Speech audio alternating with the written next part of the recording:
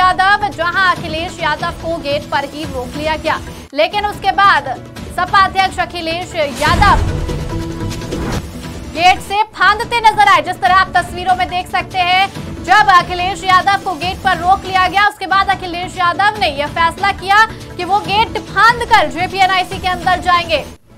जिस तरह आप तस्वीरों में देख सकते हैं, अखिलेश यादव भारी भीड़ में किस तरह गेट को फांदते हुए जेपीएनआईसी के अंदर एंट्री ले रहे हैं। लखनऊ से इस वक्त की बड़ी खबर हम आपको बता रहे हैं। लोकनायक जयप्रकाश नारायण की जयंती पर आज जेपीएनआईसी जैसे ही अखिलेश यादव पहुंचे, वैसे ही उनको बाहर रोक लिया गया। जिसके बाद अध्यक्ष अखिलेश यादव ने यह फैसला किया कि वो गेट फांद कर जेपीएनआईसी के अंदर एंट्री लेंगे।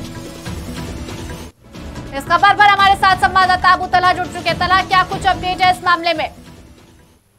देखिए, बिल्कुल नबीला, बात करें तो जयप्रकाश नारायण जी की जयंती थी आज, और उसी जयंती के अवसर पर अखिलेश यादव जेपीएनआईसी बिल्डिंग में, जहां पर जयप्रकाश नारायण जी की मूर्ति बनी, वहां पर माल्यार्पण करना चाह रहे थे। पर देखिए, प्रशासन ने उनको अनुमति नहीं दी और गेट पे पहले से ही प्रशासन की तरफ से ताला लगा दिया गया था। हालांकि देखिए, अखिलेश यादव एक बार वहां पहुंचे तो और फिर वापस गए, और फिर वापस तमाम कार्यकर्ताओं के साथ एक बार फिर से वो पहुंचे, और जो जेपीएनआईसी बिल्डिंग का गेट है, कह सकते हैं एंट्रेंस का जो गेट है, उस गेट को लांघकर अखिलेश यादव अंदर पहुंचे, और उसके बाद उन्होंने जयप्रकाश नारायण जी की मूर्ति पर माल्यार्पण किया, और उसके बाद जमकर बीजेपी गवर्नमेंट पर निशाना साधा। हालांकि उनका कहना था कि ये बिल्डिंग जो है वो गवर्नमेंट बेचना चाहती है, और इसी वजह से आज उनको यहाँ पर आने की इजाजत नहीं दी गई थी। पर देखिए, अहम बात यह है कि बहुत लंबे समय बाद ये जरूर कह सकते हैं कि समाजवादी पार्टी के कार्यकर्ताओं का इतना उग्र प्रदर्शन देखने को मिला, क्योंकि जेपीएनआईसी के गेट पर ताला लगा हुआ था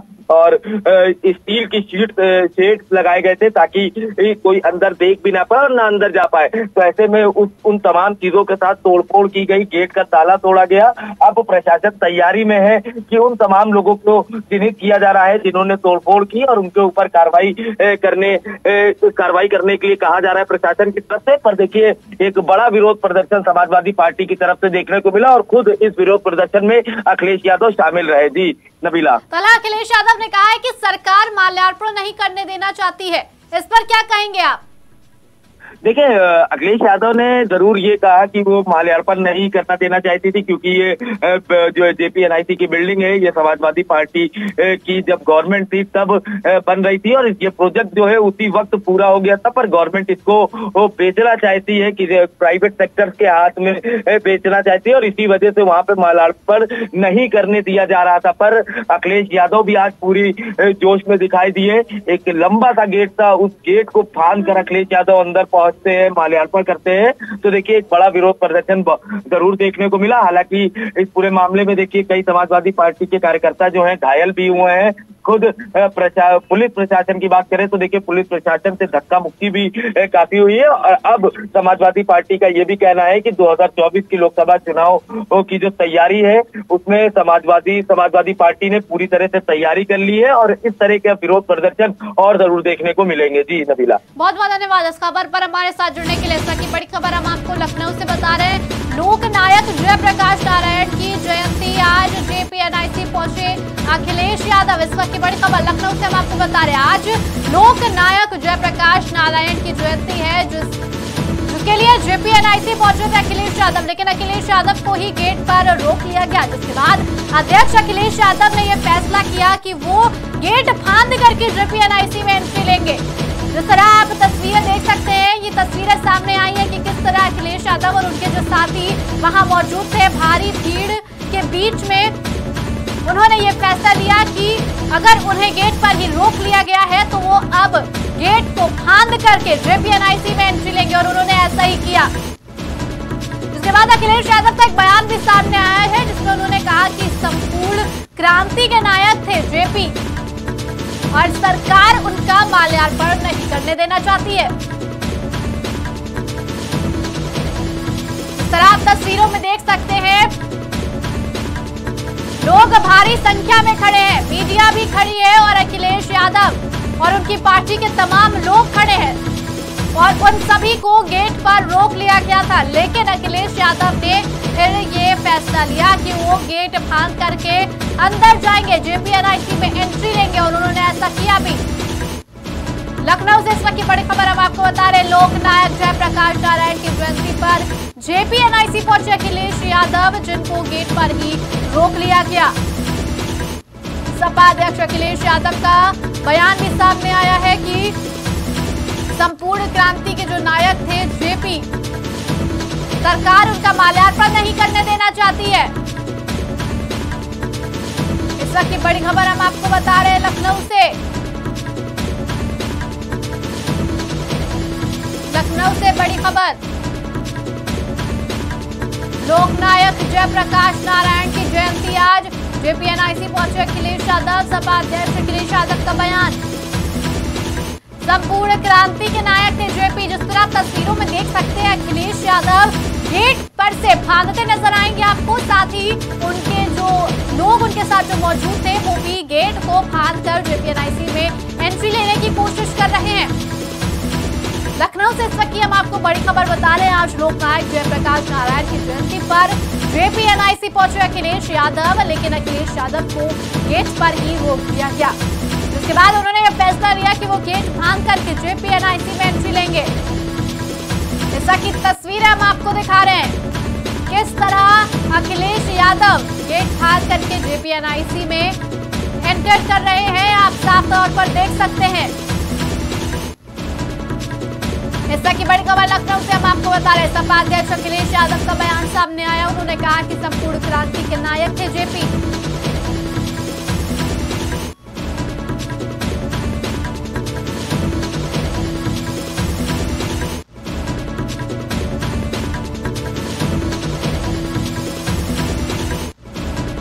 हम आपको बता रहे, लोकनायक जयप्रकाश नारायण की जयंती आज, जिसके लिए जेपीएनआईसी पहुंचे अखिलेश यादव, लेकिन अखिलेश यादव को गेट पर ही रोक लिया गया। जिसके बाद अखिलेश यादव ने यह फैसला किया वो गेट फांद करके जेपीएनआईसी में एंट्री लेंगे। जिस तरह आप साफ तौर पर तस्वीरों में देख सकते हैं कि भारी संख्या में लोग मौजूद हैं। अखिलेश यादव और उनके पार्टी के तमाम लोग मौजूद थे, जिनको गेट पर रोक लिया गया था, लेकिन उन सभी ने फैसला किया कि वो गेट फांद करके जेपीएनआईसी में एंट्री लेंगे।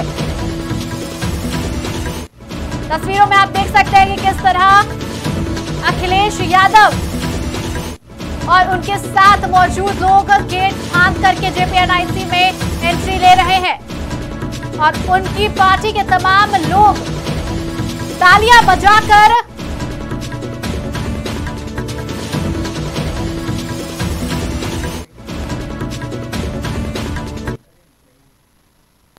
ऐसा की बड़ी खबर लखनऊ से हम आपको बता रहे, लोकनायक जयप्रकाश नारायण की जयंती पर जेपीएनआईसी पहुंचे अखिलेश यादव, जहां उन्हें गेट पर जैसे पहले कार्यक्रम समाजवादी लोग करते रहे हैं, उसी तरीके से आज जयप्रकाश जी को संपूर्ण क्रांति के नायक के जन नायक नेता के लिए हर वर्ष हम लोग आज की तारीख में आते थे। और ये कोई पहली बार नहीं है कि इस जेपी समाजवाद म्यूजियम हम लोग माल्यार्पण करने पहली बार आ रहे हों, लेकिन पता नहीं सरकार टीन की शेड लगाकर, टीनें लगा करके, दरवाजा बंद कर करके, ताला लगा करके पता नहीं क्या बताना चाहती थी। जैसे पहले कार्यक्रम समाजवादी लोग करते रहे हैं, उसी तरीके से आज जयप्रकाश जी को संपूर्ण क्रांति के नायक के जन नायक नेता के लिए हर वर्ष हम लोग आज की तारीख में आते थे। और ये कोई पहली बार नहीं है कि इस जेपी समाजवाद म्यूजियम हम लोग माल्यार्पण करने पहली बार आ रहे हों, लेकिन पता नहीं सरकार टीन की शेड लगाकर, टीनें लगा करके, दरवाजा बंद कर करके, ताला लगा करके पता नहीं क्या बताना चाहती थी। जैसे पहले कार्यक्रम समाजवादी लोग करते रहे हैं, उसी तरीके से आज जयप्रकाश जी को संपूर्ण क्रांति के नायक के जन नायक नेता के लिए हर वर्ष हम लोग आज की तारीख में आते थे। और ये कोई पहली बार नहीं है कि इस जेपी समाजवाद म्यूजियम हम लोग माल्यार्पण करने पहली बार आ रहे हों, लेकिन पता नहीं सरकार टीन की शेड लगाकर, टीनें लगा करके, दरवाजा बंद कर करके, ताला लगा करके पता नहीं क्या बताना चाहती थी। जैसे पहले कार्यक्रम समाजवादी लोग करते रहे हैं, उसी तरीके से आज जयप्रकाश जी को संपूर्ण क्रांति के नायक।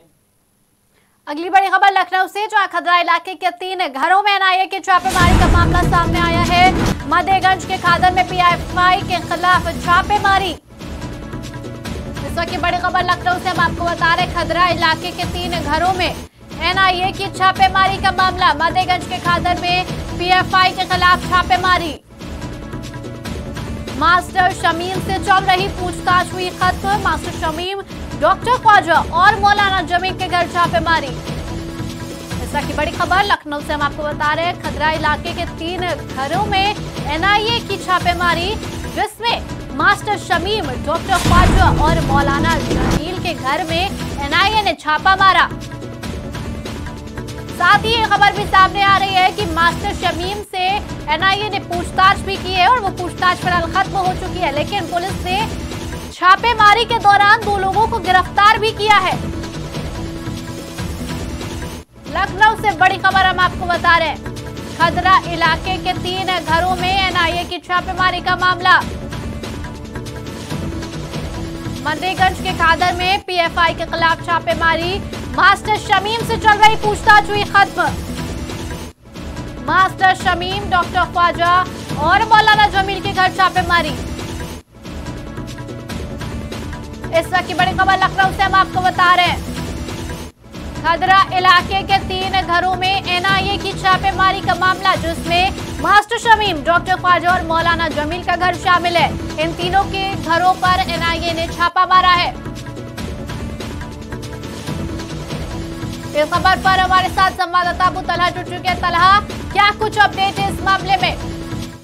देखिए, बिल्कुल नबीला, बात करें तो आज सुबह से ही एनआईए का 6 राज्यों में छापेमारी चल रही है। बात करें अगर लखनऊ की, तो लखनऊ के खदरा के मदेगंज इलाके में छापेमारी की गई है। 3 मकानों में ये छापेमारी की गई है और बताया जा रहा है कि लगभग 2 लोगों को हिरासत में लिया है। फिलहाल ये जानकारी जो है ये सूत्रों द्वारा ही बताई जा रही है, क्योंकि अभी तक इसकी आधिकारिक पुष्टि नहीं की गई है कि कुछ लोगों को हिरासत में लिया गया है। पर ये जरूर कह सकते हैं कि तमाम बड़े अधिकारियों के साथ टीम पहुंची लखनऊ के खदरा इलाके में और 3 मकानों में छापेमारी की गई। अब ये छापेमारी देखिए खत्म हो चुकी है। 2 लोगों को बताया जा रहा है, पर अभी इसकी पुष्टि नहीं है कि 2 लोगों को हिरासत में लिया गया है। पर कई ऐसे दस्तावेज जरूर बरामद हुए। बताया जा रहा है कि पीएफआई यानी कि पॉपुलर फ्रंट ऑफ इंडिया से जुड़े हुए लोगों के यहाँ ये छापेमारी की गई है। और सिर्फ लखनऊ में ही नहीं, उत्तर प्रदेश के और भी कई जिले हैं जहाँ पर ये छापेमारी चल रही है। और अगर हम राज्यों की बात करें तो दिल्ली है, राजस्थान जैसे राज्यों में भी पीएफआई से जुड़े लोगों के यहाँ छापेमारी चल रही है। तो ये जरूर कह सकते हैं कि एनआईए की एक बड़ी कार्रवाई जो है वो जारी है। सुबह 5 बजे से ही ये छापेमारी चल रही है और अब कई जगह ये छापेमारी खत्म हो चुकी है, पर कई जगह ऐसी भी है जहाँ पर छापेमारी अभी भी जारी है। जी नबीला। तलहा, मास्टर शमीम से पूछताछ की जा रही थी, क्या पूछताछ में क्या कुछ निकल के आया है? देखिए, क्योंकि मास्टर शमीम की बात अगर हम करें तो ये खदरा में रहते हैं और इससे पहले भी एक बार इनके यहाँ छापा पड़ चुका है एनआईए का। तो ऐसे में आज दोबारा इनके यहाँ छापा पड़ा है और इनसे पूछताछ की गई। और ये जरूर बताया जा रहा है कि शायद 2 लोगों को हिरासत में लिया गया है, पर इसकी आधिकारिक पुष्टि अभी तक नहीं की गई है। पर ये जरूर कह सकते हैं कि लंबी पूछताछ की गई। सुबह 5 बजे से ही टीम पहुंच गई थी और लगभग 1 बजे टीम वहां से रवाना हुई। तो लगभग 10 घंटे ये छापा चला है और 10 घंटे में कई ऐसे अहम दस्तावेज वहां से बरामद भी हुए हैं। अब देखिए एनआईए क्या आधिकारिक बयान देती है, किस तरह की प्रेस नोट जारी करती है कि क्या छापे में रहा और किन किन लोगों को हिरासत में लिया गया और किस तरह के दस्तावेज बरामद हुए। जी नबीला। तला 3 घरों में छापेमारी की गई। पहला मास्टर शमीम के घर में, जिनसे पूछताछ भी की गई। क्या डॉक्टर ख्वाजा और मौलाना जमील से भी पूछताछ की गई? बिल्कुल, देखिए 3 घरों में से अगर बात करें तो एक घर में छापा जो है वो पहले ही खत्म हो गया था, पर जबकि 2 जो घर ऐसे थे जहां पर छापेमारी देर तक चली और उन तमाम लोगों में जो घर में उनके मौजूद थे उन तमाम लोगों से भी पूछताछ की गई। पर अभी तक किसी तरह का आधिकारिक बयान जो है वो नहीं आया है कि क्या पूछताछ की गई, क्या दस्तावेज बरामद हुए। हालांकि जब ये छापा खत्म हो जाएगा तब जरूर आधिकारिक बयान आ जाएगा कि छापे में क्या कुछ रहा और किन लोगों को हिरासत में लिया गया। जी नबीला, बहुत बहुत धन्यवाद इस खबर पर हमारे साथ जुड़ने के लिए। इस वक्त की बड़ी खबर लखनऊ से हम आपको बता रहे, खदरा इलाके के 3 घरों में एनआईए की छापेमारी का मामला सामने आया। मदेगंज के खादर में पीएफआई के खिलाफ छापेमारी।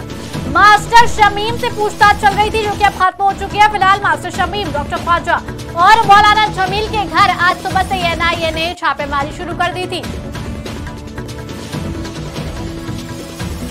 अगली बड़ी खबर हम आपको बता दें, भारत का मोस्ट वांटेड आतंकी की हत्या।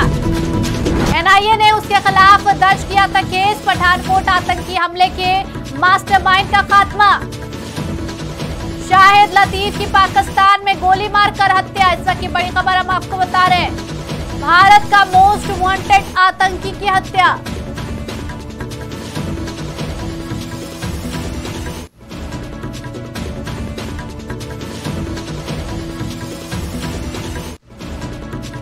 ये बड़ी खबर हम आपको बता रहे हैं, भारत का मोस्ट वांटेड आतंकी की हत्या। एनआईए ने उसके खिलाफ दर्ज किया था केस। पठानकोट आतंकी हमले के मास्टरमाइंड का खात्मा। शाहिद लतीफ की पाकिस्तानी में गोली मारकर हत्या कर दी गई।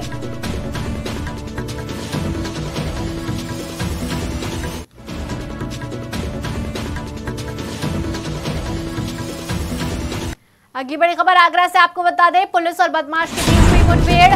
वांछित अपराधी सतीश के पैर में लगी गोली। पुलिस ने घायल बदमाश को कराया अस्पताल में भर्ती। विगत दिनों स्कूल में बंधक बनाकर लूट की घटना को दिया था अंजाम। आगरा से बड़ी खबर हम आपको बता रहे, पुलिस और बदमाश के बीच हुई मुठभेड़। मोटरसाइकिल, एक तमंचा, 315 बोर का एक खोखा, जिंदा कारतूस और 1000 नगद बरामद किए गए। आगरा से बड़ी खबर हम आपको बता रहे हैं, पुलिस और बदमाश के बीच हुई मुठभेड़। वांछित अपराधी सतीश के पैर में लगी गोली। पुलिस ने घायल बदमाश को कराया अस्पताल में भर्ती। विगत दिनों स्कूल में बंधक बनाकर लूट की घटना को दिया गया था अंजाम। पुलिस ने बदमाश को कब्जे से लूटी गई 2 बैटरी, एक मोटरसाइकिल, एक तमंचा, 315 बोर का एक खोखा, जिंदा कारतूस और 1000 नगद बरामद किए। इस खबर पर हमारे साथ संवाददाता जेपी सिंह जुड़ चुके हैं। जेपी जी, क्या अपडेट है इस मामले में, क्या कुछ कार्रवाई की गई है? आपको बता दूं कि जनपद आगरा में जिस तरह से पुलिस विभाग ताबड़तोड़ कार्रवाइयां कर रहा है, जिस तरह से, माफी चाहूंगा, ये आवाज मेरी सुन पा रहे हैं आप लोग? जी जी जेपी जी बोलिए।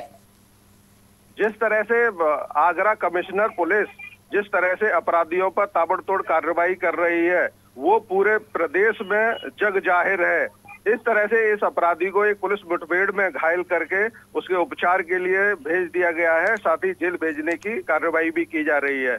ऐसी ही घटना जनपद आगरा में police commissioner doctor Pritendra Singh द्वारा की जा रही है। वहीं पर जो साइबर क्राइम है उस पर पूरी तरह से मुस्तैदी से पुलिस कार्य कर रही है और इस तरह की मुठभेड़ में आज तक दर्जनों अपराधी घायल होकर जेल भी जा चुके हैं। जी नबीला, पुलिस ने अपराधी को गिरफ्तार कर लिया तो जाहिर सी बात है उससे पूछताछ की गई होगी। पूछताछ में क्या कुछ सामने निकल के आया है?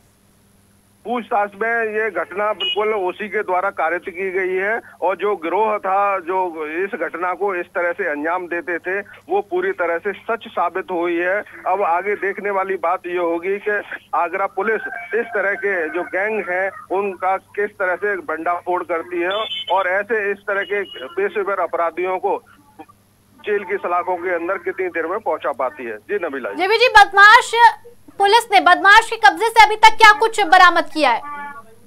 कब्जे से बरामद एक मोटरसाइकिल बरामद की है और कुछ नकदी भी बरामद की है और एक तमंचा और कारतूस भी बरामद किए हैं। लेकिन पुलिस का कहना है कि ये गैंग है, ये बहुत बड़ा गैंग है और गैंग की छापेमारी कार्रवाई के लिए कुछ जो 3 टीमें हैं वो बना दी गई हैं और उनको जल्द ही उन्हें सलाखों के पीछे भेज दिया जाएगा। जी नबीला, पर हम आपको आगरा से बता रहे हैं, जो पुलिस और बदमाश के बीच मुठभेड़ हुई है।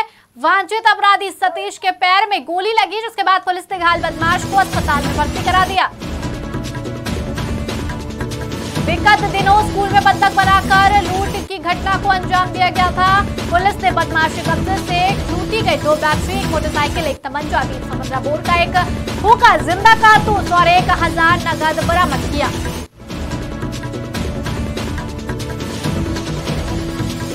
अगली बड़ी खबर बरेली से, जहां छेड़खानी का विरोध करना पड़ा महंगा। चौधों ने छात्रा को ट्रेन के आगे फेंका। घटना पर सीएम ने लिया संज्ञान।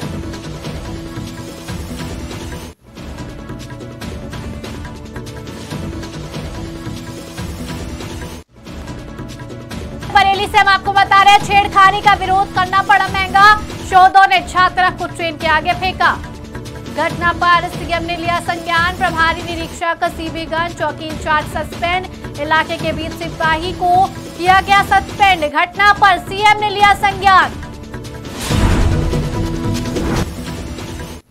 बरेली से बड़ी खबर हम आपको बता रहे हैं। छेड़खानी का विरोध करना पड़ा महंगा। शोधों ने छात्रा को ट्रेन के आगे फेंका। घटना पर सीएम ने लिया संज्ञान। प्रभारी निरीक्षक सीबीगंज चौकी इंचार्ज सस्पेंड। इलाके के बीच सिपाही को किया गया सस्पेंड। छात्रा के दोनों पैर और एक हाथ कटा। पुलिस ने एक लड़के को किया गिरफ्तार। दूसरा आरोपी अब भी फरार। बरेली प्रकरण में अस्पताल पहुंचे एसएसपी। डीएम ने लिया पीड़िता का हालचाल। इस तक की बड़ी खबर बरेली से हम आपको बता रहे हैं। प्रभारी निरीक्षक सीबीगंज चौकी इंचार्ज को सस्पेंड कर दिया गया है। सीएम ने बरेली घटना पर खुद संज्ञान लिया है। छेड़खानी का विरोध करना लड़की को महंगा पड़ गया है। इस वक्त की बरेली से बड़ी खबर हम आपको बता रहे हैं। वो मामला जो आपके दिल को झंझोड़ करके रख देगा। इस खबर पर हमारे साथ संवाददाता अरुण जायसवाल जुड़ चुके हैं। अरुण, क्या है पूरा मामला? इसमें अब सीएम ने भी संज्ञान ले लिया है, क्या कुछ अपडेट है? जी नबीला जी, मैं आपको बता देता हूं कि बरेली के सीबीगंज थाना क्षेत्र का मामला है, जहां एक नाबालिग बच्ची जो कि 12वीं की छात्र थी, वो डेली रूटीन की तरीके से अपने घर जा रही थी कोचिंग पढ़कर, और वहीं पर एक लड़का है अपने मित्र के साथ, उसको रोज परेशान किया करता था और उससे बात करने की कोशिश करता था, लेकिन वह लड़की जो है उसको मना कर दिया करती थी कि मुझे आपसे कोई बात नहीं करनी है। और इसका विरोध उसने जब किया, अपने पिता से भी उसने कहा, तो उसके पिता ने लड़के के घर पर जाकर शिकायत भी की थी कि आपका बेटा जो है मेरी बेटी को परेशान करता है, लेकिन वो इसके बावजूद भी उसके पिता ने इस मामले का संज्ञान नहीं लिया और अपने बेटे की हरकतों पर ध्यान नहीं दिया। उसका मामला इतना ज्यादा तूल पकड़ जाता है कि लड़का बार बात करने की कोशिश करता है, और जब लड़की मना करती है तो चलती ट्रेन के आगे वो लड़का उस लड़की को धक्का दे देता है, और उसका अंजाम ये होता है कि उस लड़की के दोनों पैर कट जाते हैं और एक हाथ कट जाता है, और शरीर की कई सारी हड्डियां जो है उसकी टूट जाती है। आज स्थिति इतनी ज्यादा खतरनाक है, इतनी ज्यादा दयनीय बनी हुई है कि सोचने पे मजबूर जाते हैं कि कोई इस तरह की घटना भी कैसे कर सकता है। और मामले की अगर बात करें तो पूरी बरेली में इसमें हड़कंप मच गया। डीएम से लेकर एसएसपी से लेकर जितने भी आला अधिकारी हैं, सभी लोग मौके पर भागते हैं, अस्पताल भागते हैं, उसको देखते हैं। और इस पर मैं आपको एक चीज बताना चाहता हूं कि इस पर खुद उत्तर प्रदेश के मुखिया ने भी इस मामले का संज्ञान लिया है और आला अधिकारियों को भी इस पर लगने को कहा है, और एक एक बारीकी इसकी जो है जांच करने के आदेश भी उन्होंने दिए हैं। जी नबीला। अरुण, अगर हम बात करें कि अभी की महिलाएं तो छोड़ दिए, पहले महिलाओं को कहा जाता था, महिलाएं पहले खामोश हो जाती थी, लेकिन अभी घर में महिलाओं को ये बता दिया जाता है कि अगर तुम्हारे साथ कुछ गलत हो रहा है तो उसका विरोध करो। लेकिन विरोध करने पर अगर ये हाल होगा तो महिलाएं कहाँ जाएं और क्या करें? इस पर क्या कहेंगे आप? देखिए, महिलाएं अक्सर देखा जाता है कि महिलाएं समाज और चीजों को लेकर चुप हो जाती हैं, और बहुत सारी घटनाएं हैं जिनको वो नहीं बताती हैं, लेकिन कहीं कुछ बहादुर महिलाएं भी ऐसी सामने निकल के आती हैं। आज के समाज की पढ़ी लिखी बच्चियां हैं जो विरोध करना जानती हैं, लेकिन उनके विरोध करने पर जो ये इस तरीके के लोग होते हैं और इस ऐसी घटनाओं को जब अंजाम दे जाते हैं तो इन्हीं को लेकर महिलाएं जो है वो डर भी जाती हैं। लेकिन कहीं ना कहीं पुलिस के ऊपर भी एक सवालिया निशान खड़ा होता है कि इस तरीके की घटनाएं जब होती हैं तो पुलिस को भी इसमें मामले का संज्ञान लेना चाहिए। तुरंत ही जब शिकायत पहुंचती है तो, लेकिन पुलिस भी जो है देर में हरकत से आती है। अक्सर पुलिस इंतजार करती है कि घटना हो जाए, उसके बाद जो है हम वहां पहुंचे जाए। इसके पीछे की वजह क्या है? क्योंकि आम जनता तो पुलिस पर ही निर्भर है। देखिए, इसके पीछे की एक आम वजह यह भी हो सकता है कि कहीं ना कहीं जनता जो है पुलिस का डर अपने दिमाग से निकाल चुकी है, और कहीं ना कहीं जो लड़के हैं इस तरह की जो घटनाओं को अंजाम देते हैं उनके दिमाग से पुलिस का डर बिल्कुल निकला गया है, बिल्कुल निकला हुआ है। ठीक है, और उसके बाद वो ये सोचते हैं कि मैं ऐसी घटनाओं को अंजाम दे दूंगा और मेरा कुछ भी नहीं होगा, छोटी मोटी धाराओं में मेरे को जो है पुलिस पकड़ेगी और मैं फिर अपने दम पर या अपने किसी रसूख के दम पर पुलिस से बच जाऊंगा। बहुत बहुत धन्यवाद इस खबर पर हमारे साथ जुड़ने के लिए। इस वक्त की बड़ी खबर हम आपको बरेली से बता रहे हैं। वो मामला जिसने सबको झंझोड़ करके रख दिया, एक ऐसी छेड़खानी जिसका विरोध करने पर महिला को ही भुगतना पड़ गया। शोधों ने छात्रा को ट्रेन के आगे फेंक दिया, जिससे उसके पैर और हाथ कट गए। ये मामला इतना बढ़ गया कि मुख्यमंत्री योगी आदित्यनाथ ने भी इस पर संज्ञान लिया और प्रभारी निरीक्षक सीबी गंज चौकी इंचार्ज को सस्पेंड कर दिया गया है। इलाके के बीच सिपाही को सस्पेंड किया गया है और पुलिस ने एक लड़के को इस मामले में गिरफ्तार किया है। दूसरा आरोपी बताया जा रहा है कि अब भी फरार है। फिलहाल बरेली प्रकरण में अस्पताल पहुंचे हैं एसएसपी और जीएम ने भी पीड़िता का हालचाल लिया है। 5 लाख रुपए राहत राशि तत्काल देने के भी निर्देश दिए गए हैं। लेकिन एक बड़ा सवाल ये खड़ा हो रहा है कि जब महिलाएं खामोश हो जाती थी वो तो चलिए बीती बात हो गई, लेकिन अभी जब लड़कियों को, छात्राओं को बताया जाता है कि कोई तुम्हारे साथ कुछ गलत काम करे तो तुम उसका विरोध करो, लेकिन अगर विरोध करने पर भी इस तरह की घटना घट जाए तो महिलाएं कहा जाएगी, एक बड़ा सवाल है। अगली बड़ी खबर हम आपको लखनऊ से बता रहे हैं, जहां राजधानी में लगातार बढ़ रहा है डेंगू का प्रकोप। लखनऊ से बड़ी खबर हम आपको बता रहे हैं, एक दिन में मिले 30 नए मरीज। माल थाना क्षेत्र में बुखार से ग्रामीणों में दहशत। अगस्त से अब तक 4 लोगों की बुखार से मौत हो चुकी है। स्वास्थ्य विभाग ने जारी अलर्ट कर दिया है, टीमें भेजकर दवा वितरित करेंगे। लखनऊ से इस वक्त की बड़ी खबर हम आपको बता रहे हैं, राजधानी में लगातार बढ़ रहा डेंगू का प्रकोप। एक दिन में मिले 30 नए मरीज। माल थाना क्षेत्र में बुखार से ग्रामीणों में दहशत। अगस्त से अब तक 4 लोगों की हुई बुखार से मौत। स्वास्थ्य विभाग ने अलर्ट जारी कर दिया है और टीमें भेजकर दवा वितरित करेंगे। लखनऊ से इस वक्त की बड़ी खबर हम आपको बता रहे हैं, राजधानी में लगातार डेंगू का प्रकोप बढ़ता नजर आ रहा है। एक दिन में 30 नए मरीज मिल रहे हैं। माल थाना क्षेत्र की अगर हम आपको बात बताएं तो बुखार से ग्रामीणों में दहशत मच गई है, क्योंकि अगस्त से अब तक 4 लोगों की बुखार से मौत हो चुकी है। अगली बड़ी खबर आपको बता दें, इजराइल और हमास के बीच जंग जारी है। हमास के वित्त मंत्री जवाद अबू शमाला की हत्या कर दी गई है। इजराइल एयरफोर्स ने अबू शमाला को मार गिराया। इस वक्त की बड़ी खबर हम आपको बता दें, इजराइल और हमास के बीच जंग जारी है। हमास के वित्त मंत्री जवाद अबू शमाला की हत्या कर दी गई है। इजराइल एयरफोर्स ने अबू शमाला को मार गिराया है। इजराइल और हमास के बीच अभी भी जंग जारी है। कई मासूमों की जान जा चुकी है और कई मासूम अपने घरों से, अपने परिवारों से बिछड़ चुके हैं, मलबे के नीचे दब चुके हैं। इसी बीच एक खबर ये भी आ रही है कि हमास के वित्त मंत्री जवाद अबू शमाला की हत्या कर दी गई है। इजराइल एयरफोर्स ने अबू शमाला को मार गिराया। इजराइल और हमास के बीच जंग जारी। हमास के वित्त मंत्री जवाद अबू शमाला की हत्या। इजराइल कह रहा है कि वो बदला ले रहा है और हमास कह रहा है कि वो अपनी जमीन को बचा रहा है, अपने धर्म को बचा रहा है। और इजराइल और हमास के बीच ये जंग अभी भी जारी है। इस दौरान एक खबर ये भी आ रही है कि वित्त मंत्री जवाद अबू शमाला, हमास के वित्त मंत्री जवाद अबू शमाला की हत्या कर दी गई है। इजराइल एयरफोर्स ने अबू शमाला को मार गिराया है।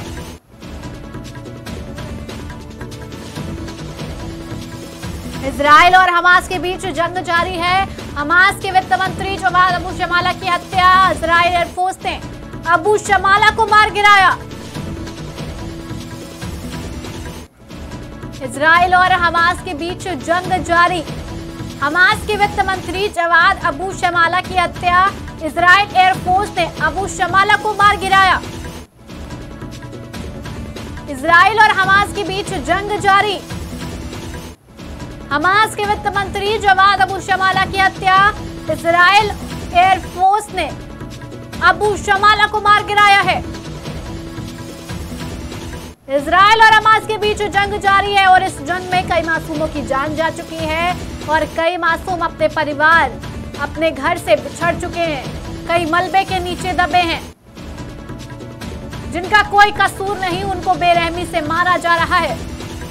ये है इजराइल और हमास के हालात। इस खबर पर हमारे साथ वरिष्ठ पत्रकार दिवाकर मिश्रा जुड़ चुके हैं। दिवाकर जी, क्या है अपडेट? जी देखिए, मैं आपको बताना चाहूंगा नबीला की जो गाजा पट्टी में इस समय हमास और इजराइल के बीच युद्ध चल रहा है। पूरी तरह से तबाही की स्थिति है गाजा पट्टी में इस समय, क्योंकि इजराइल लगातार वहां बमबारी कर रहा है। वहां बिल्कुल चारों तरफ तबाही का मंजर है, केवल टूटी हुई इमारतें, भागते हुए लोग अपना घर छोड़ करके पलायन कर चुके हैं। यूएन की एक रिपोर्ट है कि करीब 1.25 लाख से ज्यादा लोगों ने अब तक पलायन करके यूएन के शेल्टर होम में जो है वो शरण ली है और उनके वहां पे खाने पीने तक के वांदे हैं। और जिस तरह से गाजा पट्टी को पूरी तरह से ब्लॉकेट कर रखा है इजरायली सेनाओं ने, वहां पे खाना, पानी, गैस, किसी चीज की जो बेसिक नीड्स है उनकी जो है आपूर्ति तक नहीं हो पा रही है। इस बीच हमास के 2 शीर्ष नेताओं के मारे जाने की खबर है। इसमें हमास प्रशासन के वित्त मंत्री जवाद अबू शमाला और राजनीतिक ब्यूरो के वरिष्ठ सदस्य जकारिया अबू मामेर शामिल हैं। इन दोनों लोगों को मारे जाने की इन दोनों लोगों को खबर है। ये जो है हमास शमाला जो है वो हमास के लिए धन एकत्र करने के साथ साथ गाजा पट्टी के अंदर और बाहर आतंकी हमले कराता था और मामेर गाजा पट्टी से संबंधित फैसले लेने के लिए जिम्मेदार था। तो ये देखा जाए तो बहुत ये लड़ाई जो है अब एकदम बहुत आगे बढ़ चुकी है और लगभग 2000 से ज्यादा लोगों के अब तक जो है मारे जाने की खबर है। और इस बीच इजरायली सेना लगातार जो है अपने सैनिकों को उन्होंने पूरी तरह छूट दे रखी है। इजरायली रक्षा मंत्री योव गैलेंट ने कल कहा था कि ये पूर्ण हमले की तरफ हम बढ़ रहे हैं और आतंकवादी हमलों के मद्देनजर हमारी जवाबी कार्रवाई जारी है और हमने सभी प्रतिबंध अपने जो है सैनिकों के तरफ से हटा दिए हैं। आप जो भी चाहें वो खुलकर कर सकते हैं। तो इस तरह से देखा जाए तो अभी स्थिति बहुत खराब है और लगातार वहां बमबारी चल रही है और गाजा की स्थिति बिल्कुल तबाही वाली स्थिति, चारों तरफ तबाही का मंजर है। लेकिन दिवाकर जी, अगर इजराइल के प्रधानमंत्री ये कह रहे हैं कि एक जवाबी हमला है, तो इतने समय पहले से जो इजराइल करता आ रहा है फिलिस्तीनियों के साथ, हमास के साथ, अगर हमास ने ये जवाबी हमला इतना छोटा सा दिया है खाली 5000 रॉकेट का, उस सालों पहले से इजराइल जो है फिलिस्तीन के लोगों को परेशान कर रहा है, उनके घरों को खदेड़ रहा है, लोगों को मार रहा है, उस पर कोई क्यों नहीं कुछ बोल रहा? देखिए, आप इसको समझने के लिए आपको पहले पूरी स्टोरी जाननी पड़ेगी कि ये क्यों हो रहा है। ये फिलिस्तीन और इजराइल की का जो ये क्लैश है वो आज का नहीं है। उसमें अकेले किसी एक व्यक्ति की या एक पक्ष की गलती नहीं है, उसमें दोनों पक्ष का लेना देना है। उसमें 4 युद्ध इजराइल के ऊपर थोप दिया गया इन्हीं इस्लामिक कंट्रीज द्वारा। 4 युद्ध थोपा गया। जॉर्डन, सीरिया, इराक, जितने भी मिस्र, तुर्की, जितने उसके आसपास 21 राष्ट्र हैं, उन लोगों ने हमेशा इजराइल के ऊपर जो है अटैक किए हैं और इजराइल ने उसका काउंटर अटैक किया है। क्योंकि देखिए, इजराइल के साथ ये बहुत बड़ी खासियत है, इजराइल कभी झुकेगा नहीं, वो रिटेलिएट करता है, वो कोई ऐसी बात नहीं। और जहां तक हमास की बात है, हमास एक आतंकी संगठन है, हमास फिलिस्तीन नहीं है। हमास एक आतंकी संगठन है जिसको फिलिस्तीन में ही कोई मान्यता नहीं है। उसने जो भी वहां पे किया है वो आतंकी कार्रवाई है और इसके खिलाफ ये लड़ाई चल रही है। नबीला, बहुत बहुत धन्यवाद दिवाकर जी इस खबर पर हमारे साथ जुड़ने के लिए। इस वक्त की बड़ी खबर हम आपको इजराइल से बता रहे, जहां इजराइल और हमास के बीच अभी भी जंग जारी है। हमास के वित्त मंत्री जवाद अबू शमाला की हत्या कर दी गई है। इजराइल एयरफोर्स ने अबू शमाला को मार गिराया। इजराइल और हमास के बीच जो जंग जारी है इसमें कई मासूमों की जान गई है, चाहे वो फिलिस्तीन के हों चाहे वो इजराइल के हों। कई सालों पहले से जिस तरह हमारे संवाददाता, हमारे वरिष्ठ पत्रकार दिवाकर जी ने बताया कि ये लड़ाई बहुत पुरानी चलती आ रही है जिसमें कई मासूमों की जान चली गई। इसमें दोनों पक्षों की जिम्मेदारी है, चाहे वो गलत हो चाहे सही, दोनों पक्ष पीछे हटने का नाम नहीं ले रहे हैं और दोनों पक्ष लगता भी नहीं है कि कभी पीछे हटेंगे और ये जंग इस तरह से जारी रहेगी। अगली बड़ी खबर लखनऊ से आपको बता दें, 9 शहरों के 20 धार्मिक स्थलों में बनेंगे पिंक बूथ। प्रयागराज, वाराणसी, अयोध्या भी शामिल हैं। प्रदेश सरकार ने सेफ सिटी परियोजना के तहत निर्णय लिया है। परियोजना के तहत 3000 पिंक बूथ बनाने का निर्णय, 10,417 महिला बीट पुलिस कर्मियों को स्कूटी देने का निर्णय। विभाग की ओर से गृह विभाग को लगभग 1.5 करोड़ का प्रस्ताव भेजा गया। इस वक्त की बड़ी खबर हम आपको बता रहे हैं, लखनऊ से बड़ी खबर, 9 शहरों के 20 धार्मिक स्थलों में बनेंगे पिंक बूथ। प्रयागराज, वाराणसी, अयोध्या भी शामिल हैं। प्रदेश सरकार ने सेफ सिटी परियोजना के तहत ये निर्णय लिया है कि परियोजना के तहत 3000 पिंक बूथ बनेंगे। साथ ही 10,417 महिला बीट पुलिस कर्मियों को स्कूटी भी दिलाई जाएगी। साथ ही विभाग की ओर से गृह विभाग को 1.5 करोड़ का प्रस्ताव भी भेजा गया है। अगली बड़ी खबर राजस्थान से, जहां बीजेपी नेताओं ने खोला मोर्चा। विधायकी का टिकट न मिलने पर बीजेपी नेताओं ने खोला मोर्चा। विधायकी का टिकट न मिलने पर बीजेपी नेताओं ने खोला मोर्चा। जिस तरह आप तस्वीरों में देख सकते हैं, बीजेपी नेता किस तरह रैली निकाल रहे हैं, मोर्चा खोल दिया है, हाथों में बैनर लिए हैं और नारेबाजी करते आगे बढ़ रहे हैं। इस वक्त की बड़ी खबर हम आपको राजस्थान से बता रहे हैं। पार्टी झंडे को भी आग लगा दी गई है। राजस्थान विधानसभा चुनाव के लिए बीजेपी ने 41 उम्मीदवार की लिस्ट जारी की है। इस दौरान 7 दावेदारों के नाम शामिल न होने पर समर्थकों ने विरोध प्रदर्शन किया है। इस दौरान बीजेपी पार्टी के झंडे को भी आग लगाई गई है और यह विरोध प्रदर्शन करीब 3 घंटे तक चला। राजस्थान से इस वक्त की बड़ी खबर हम आपको बता रहे हैं। बीजेपी नेताओं ने खोला मोर्चा। विधायकी का टिकट न मिलने पर मोर्चा खोला गया। पार्टी झंडे को भी आग लगाई गई है। बताया जा रहा है कि राजस्थान विधानसभा चुनाव के लिए बीजेपी ने 41 उम्मीदवार की लिस्ट जारी की थी, लेकिन इस दौरान 7 दावेदारों के नाम उस लिस्ट में शामिल नहीं थे। इसके बाद समर्थकों ने विरोध प्रदर्शन किया और इस दौरान बीजेपी पार्टी के झंडे को भी आग लगाई। आप तस्वीर देख सकते हैं, समर्थक भारी संख्या में नारेबाजी करते हुए आगे बढ़ रहे हैं। हाथों में बैनर और लबों पर नारे। आक्रोश दिखता नजर आ रहा है उनकी आंखों में कि विधानसभा चुनाव के लिए बीजेपी ने जो 41 उम्मीदवार की लिस्ट जारी की है, उस दौरान 7 दावेदारों के नाम उसमें शामिल क्यों नहीं है। की बड़ी खबर राजस्थान से हम आपको बता रहे हैं।